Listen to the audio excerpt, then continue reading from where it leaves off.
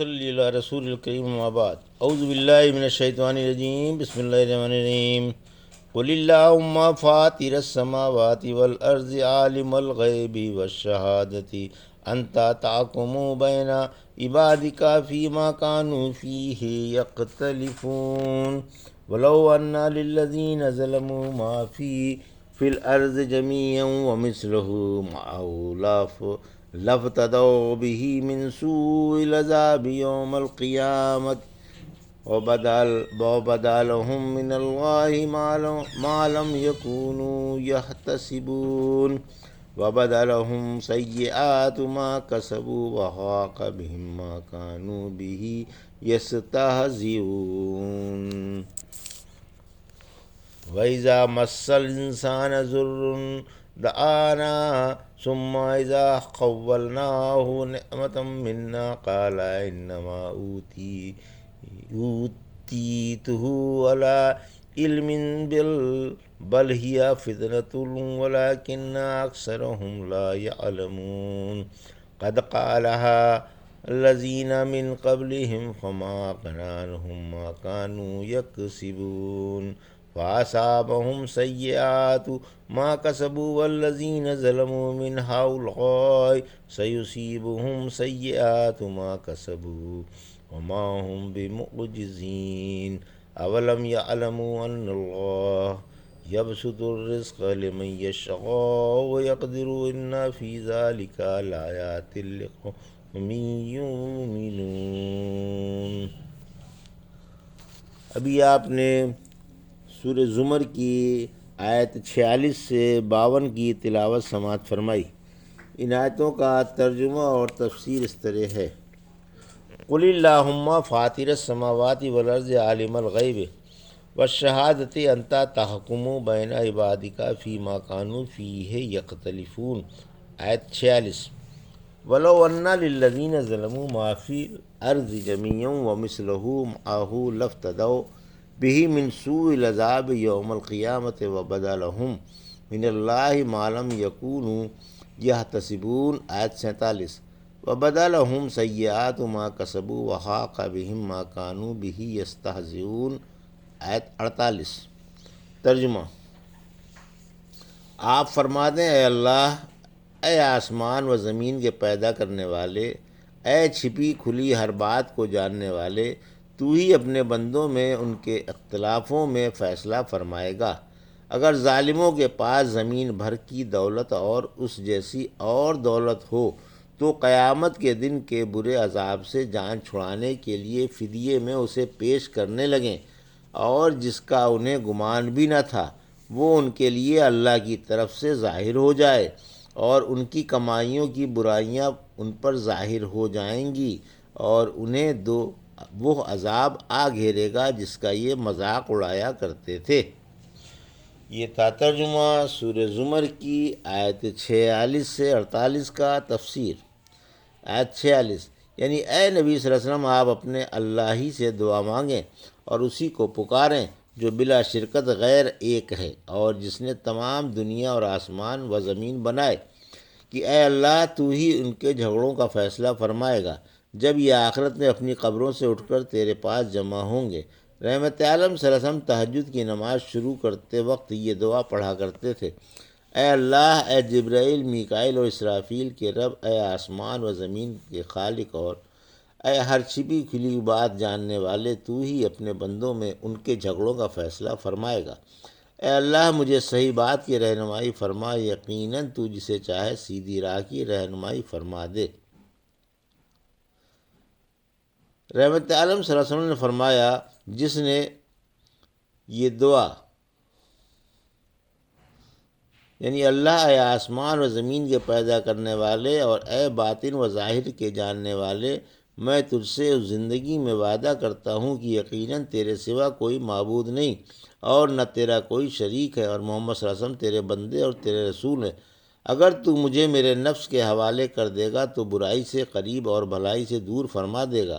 مجھے تیری رحمت ہی پر بھروسہ ہے، اس لیے مجھ سے اپنی رضا کا وعدہ فرما جسے تو قیامت کے دن پورا کرے گا، کیونکہ تو وعدہ خلافی نہیں کرتا۔ پڑھی تو اللہ قیامت کے دن فرشتوں سے فرمائے گا کہ میرے بندے نے مجھ سے ایک وعدہ لیا تھا، اسے پورا کرو، پھر اللہ اسے جنت میں داخل فرما دے گا۔ یہ دعا صبح و شام اور سوتے وقت پڑھنی چاہیے۔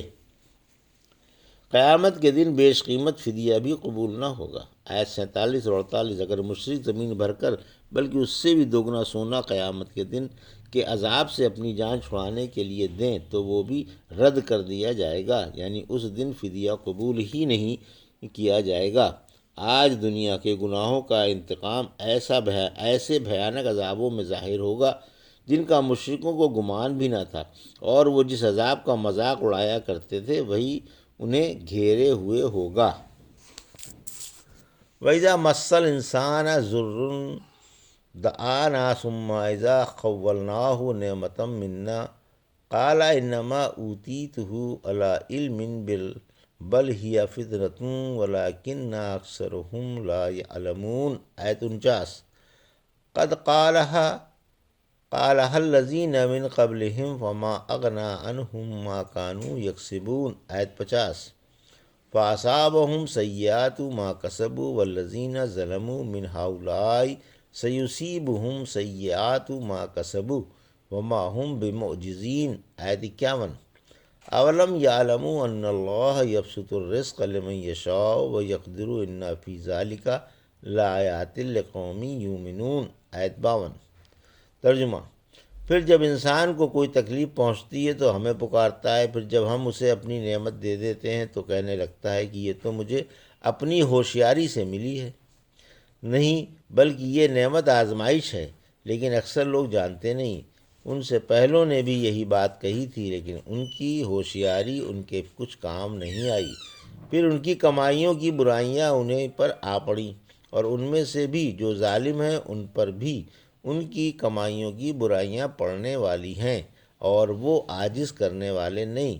کیا انہیں معلوم نہیں کہ اللہ جس کی روزی چاہے فراخ کر دے اور جس کو چاہے تنگ کر دے، بلا شبہ اس میں بھی مومنوں کے لیے بڑی بڑی نشانیاں ہیں۔ یہ تھا ترجمہ آیت 49 سے 52 کا۔ تفسیر: انسان کی اوندھی عادت۔ انسان کی عادت کی اطلاع ہے کہ آڑے وقت وہ اللہ کے سامنے روتا دھوتا ہے اور اللہ کی طرف بڑھتا ہے، اور جب اللہ اسے اپنی نعمت عطا فرما دیتا ہے اور مصیبت ہٹا دیتا ہے تو اب بغاوت و سرکشی پر اتر آتا ہے اور کہنے لگتا ہے کہ یہ نعمت مجھے اپنی ہوشیاری اور حسن تدبیر سے ملی، مجھے پہلے ہی معلوم تھا کہ میں اس کا حقدار ہوں۔ فرمایا نہیں، بلکہ ہماری یہ نعمت بھی آزمائش کے لیے ہے۔ اس نعمت کے بعد تم ہماری فرما برداری کرتے ہو یا نہیں؟ ہمیں تو معلوم ہے کہ تمہاری کیا حالت ہوگی، مگر ہم دوسروں پر بھی تمہاری دینی حیثیت ظاہر کرنا چاہتے ہیں۔ چونکہ اکثر لوگ اس نقطے سے ناآشنا ہوتے ہیں، اس لیے باتیں بناتے اور ناحق کے دعوے دار بن بیٹھتے ہیں۔ آیت 50 اور 51۔ یعنی پہلے لوگ بھی اسی طرح کی بے بنیاد باتیں بنایا کرتے تھے، پھر جب اللہ کا عذاب آیا تو ان کا جتھا اور کمائی کچھ بھی کام نہیں آئی۔ ان کی طرح سے آج کے ظالموں کی کمائیوں کا وبال بھی ان پر پڑ کر رہے گا۔ یہ اللہ کو ہرا نہیں سکتے۔ قارون سے کہا گیا تھا سورہ قصص کی آیت 76 سے 78 میں، اترا مت، یاد رکھ اللہ اترانے والوں سے خوش نہیں ہوتا۔ اللہ نے تجھے جو مال دے رکھا ہے اس سے آخرت بنا اور دنیا میں بھی بقدر ضرورت فائدہ اٹھا۔ جب اللہ نے تجھے اپنا فضل کیا ہے تو بھی لوگوں کے ساتھ حسن سلوک سے پیش آ، اور اس رقم کو گناہوں میں اڑا کر دنیا میں فساد نہ مچا، کیونکہ اللہ شر پسندوں کو پسند نہیں فرماتا۔ بولا یہ مال مجھے میری ہوشیاری اور عقل کی بدولت ملا ہے۔ کیا اسے معلوم نہیں کہ اللہ نے اس سے پہلے بہت سی وہ قومیں غارت کر دیں جو قوت و تعداد میں اس سے کہیں زیادہ تھیں، اور مجرموں سے ان کے گناہ نہیں پوچھے جائیں گے، یعنی علی الحساب جہنم رسید کر دیے جائیں گے۔ آیت 52۔ بھلا کون ہوشیاری سے نہیں کماتا؟